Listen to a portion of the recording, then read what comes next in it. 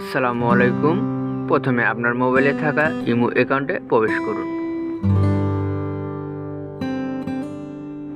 এখন আপনার ইমো প্রোফাইলে প্রবেশ করুন।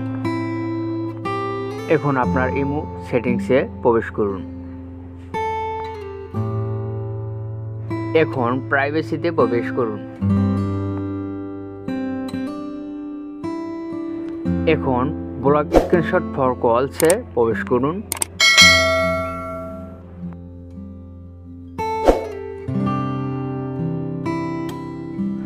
ব্লক স্ক্রিনশট ফর কলস এই অপশনটি চালু করে দিলে আপনার সাথে কথা বলার সময় কেউ আপনার স্ক্রিনশট নিতে পারবে না।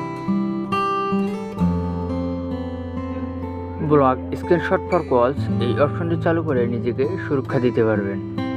ব্লক স্ক্রিনশট ফর কলস অন করে দিন। ব্লক স্ক্রিনশট ফর কলস এই অপশনটি বন্ধ করতে আগের অপশনে রেখে দিন। ধন্যবাদ সাথে থাকার জন্য।